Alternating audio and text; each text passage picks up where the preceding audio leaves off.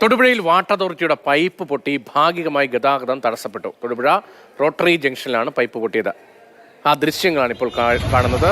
റോഡിലെ പൈപ്പ് പൊട്ടിയത് മൂലം വലിയ തോതിൽ ഗതാഗത കുരുക്ക് അവിടെ അനുഭവപ്പെട്ടു. ഒരു ഭാഗത്തെ ഗതാഗതം നിയന്ത്രിക്കേണ്ടി വന്നു. എന്താണ് ജെയിൻ നൽകുന്ന വിവരം?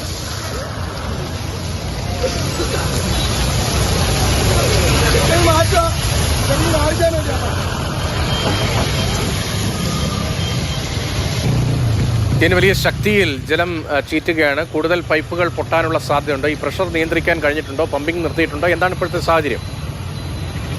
ഇതുവഴിയുള്ള ജലവിതരണം നിർത്തിയിട്ടുണ്ട് എന്നുള്ളതാണ് വാട്ടർ അതോറിറ്റി പറയുന്നത്.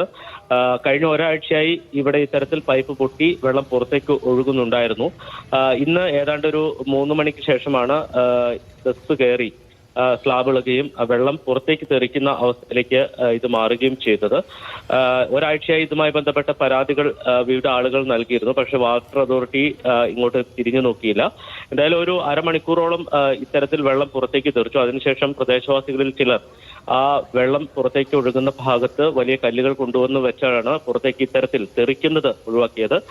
പക്ഷേ ലീക്ക് ഇപ്പോഴും തുടരുകയാണ്. വാട്ടർ അതോറിറ്റി ഇതുവഴിയുള്ള ജലവിതരണം നിർത്തി വെച്ചു എന്നുള്ളതാണ് വിശദീകരിച്ചിരിക്കുന്നത്.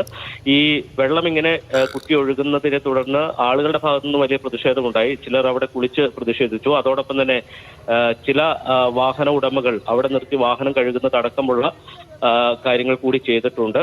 എന്തായാലും ഇരുചക്ര വാഹന യാത്രികർ അടക്കം നനയാതെ അതിലൂടെ കടന്നുപോയത് വളരെ ശ്രമപ്പെട്ടാണ്. സതീഷ്, തൊടുപുഴയിൽ നിന്നുള്ള ദൃശ്യങ്ങളാണ്.